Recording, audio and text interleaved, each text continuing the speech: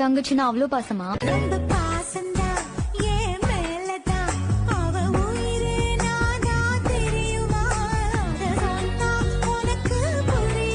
சொல்லு சொல்லு என் செல்லம் செல்லம், நீ சொல்லா காட்டி நான் தூக்கா செல்லம்.